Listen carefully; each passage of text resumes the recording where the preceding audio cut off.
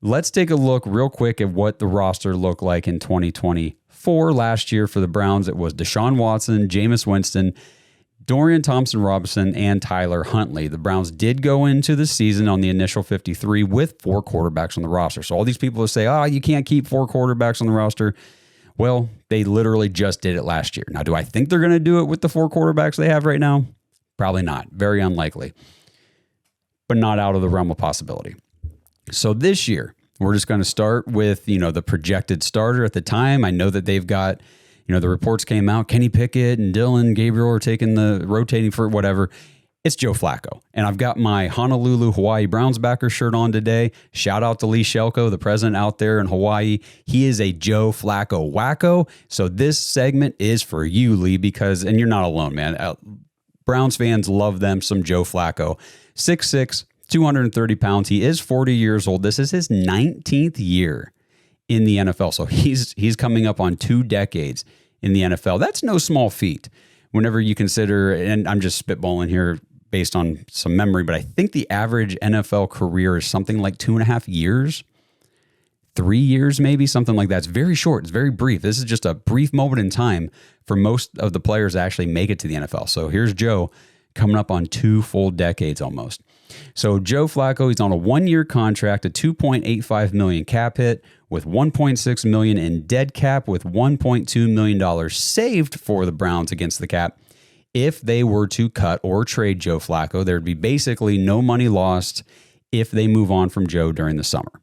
Not saying they're going to, not saying they won't, just saying that the option is there for them to do so if that's what they decide to do. So we know the story. From 2 seasons ago in 2023, Joe Flacco came in off the couch. That's everyone's favorite phrase. I mean, he wasn't just sitting on the couch. He was training and staying in shape and all that stuff. But, you get the idea. He was not on a team, not in the league.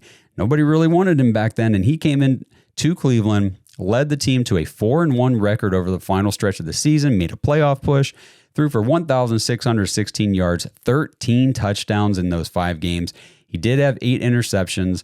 But he did set the records for most 300-yard games in a row and all that kind of stuff for the Browns that year. It was a fantastic time. If you weren't along for the ride, if you're one of the newer Browns fans, if you're coming in from the Colorado fan base or whatever, welcome. Hey, we love having you guys, but you missed a hell of a time in 2023. If you don't understand why Browns fans are hyped on Joe Flacco being in Cleveland, trust me, there is a good reason for it, because it was a great time. It was also not a sustainable time. Joe Flacco's never played a full 16/17 game season since 2017, his last season with the Ravens. So it's been, 8 years now. So I'm not, even if he does start out as the starter, very difficult to imagine him playing an entire season at this point in his career. Last year, he was in Indianapolis with the Colts. He split time on and off with Anthony Richardson there. He was, 2-4 as the starter last year with 1,761 yards. He did throw 12 touchdowns and 7 interceptions in his 6 starts.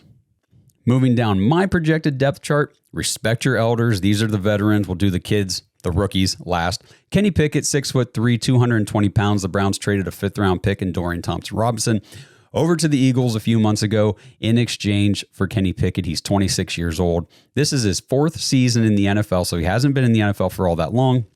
Still on his rookie contract, but he's on a 1-year deal here with the Browns. They declined to pick up his option earlier this month. That was a no-brainer.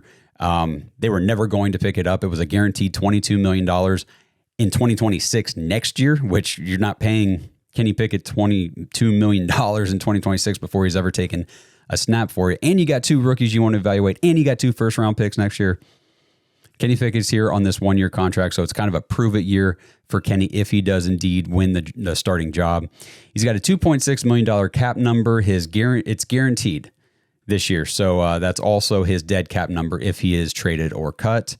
$2.6 million, not a lot, but it is a check mark kind of in his favor of being kept on the roster this season over Joe, which I just said, Joe's kind of like a no money loss situation if they do move on from him, whereas Pickett is a $2.6 million loss. Again, not a huge number, but it still matters when you're putting together the salary cap, for your roster. So in college, Kenny Pickett, 2 seasons, not in college, in the NFL. 2 seasons as the starter for the Pittsburgh Steelers. They took him in the first round. He had a 14-10 record in those 24 starts over 2 years. He threw for about 2,000 yards in each season, had 7 touchdowns and 9 interceptions as a rookie, and then 6 touchdowns and 4 interceptions as a sophomore in the NFL. So Kenny Pickett, if you're doing the math, that is 13 total touchdowns over 2 seasons. 7 is his career high. The number one reason here why I'm not optimistic about Kenny Pickett leading our offense to a lot of scoring drives and a lot of touchdowns is because he's never thrown a lot of touchdowns in his NFL career. And I get it. Blake's argument, the Matt Canada Pittsburgh Steelers offense is garbage and doo-doo, and it was terrible. But at the same time, Kenny Pickett was still awful. I mean, I understand that the offense was bad. So what's the situation here? Chicken or egg, right? Is Kenny Pickett bad? Or was the offense bad? Or were they both just bad? Either way, Kenny Pickett has not shown an ability to throw a high amount of touchdowns. He's never had double-digit touchdowns in a single season in his career, all that kind of stuff. So I put the odds very low. One, that he wins the starting job. It is possible. I'm not saying it's not possible for me. I think it's less likely than other people may believe. And even if he does, which is great, if he does, that means he showed out and he earned the spot. I just don't have high hopes for him scoring a lot of points this year for the Browns offense. But we'll see. That's just my opinion. You guys let me know in the comments how you guys feel about Kenny Pickett if he were to win the Browns starting job. So we'll move on to Dillon Gabriel and Shedeur Sanders. Obviously, these guys are on their rookie deals. Dillon Gabriel, 5'11". Yes, he's 5'11". He's not 5'8" or 5'9" like some of you yahoos in the comments like to say. 205 pounds. He's 24 years old. Was the 94th pick in the 3rd round this year.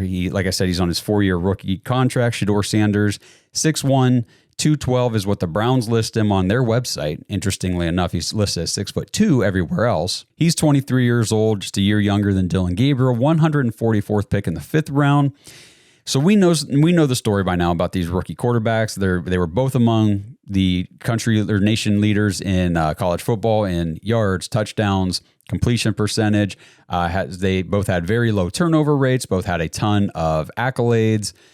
I've been through them all. We're not going to go through them all. Both have a pretty even shot, in my opinion, to compete and potentially win the starting spot even as soon as week 1 for this season. They've both played a ton of college football, many starts. I mean, Dillon Gabriel has the career record for most starts in college football history, and both are well experienced to help them in their transition to the NFL. So it's very realistic. This is the most real, true, authentic quarterback competition the Browns have ever had, at least under Kevin Stefanski. He's always had it was Baker Mayfield the first 2 years. You knew Baker was the starter. It was Deshaun Watson the next 2 years. You knew, next 3 years, Deshaun Watson, you knew he was the week 1 starter. Well, I guess not in 2022 because he was suspended, but you knew he was the starter. You were just doing a stopgap with whoever you signed, and it ended up being Jacoby Brissett. This is the first year in Kevin Stefanski, there is no week 1 starter. There is no presumed guy. Even though I said, yeah, maybe we'll presume Joe Flacco, nothing is given here. So any one of these 4 guys could be the week 1 starter, which is going to make the summer super interesting. I do still have to mention Deshaun Watson again for this year because he is technically on the roster, but I expect him to spend the entire 2025 season on the IR. He'll never play for the Browns again. Like I said, he's technically on the roster. Anybody out there saying, "Oh, just cut the bum" and all this stuff, his dead cap hits dictate that he has to be on the roster. Let's see. It would cost the Browns somewhere around $131 million against the cap if they cut him, just in case you guys were curious about the numbers. So right now, Deshaun Watson is $36 million of this year's cap. But there should be injury relief coming from the games that he missed last year in 2024. And then we're going to get a whole lot of cap relief in 2026 when he spends all of 2025 on IR.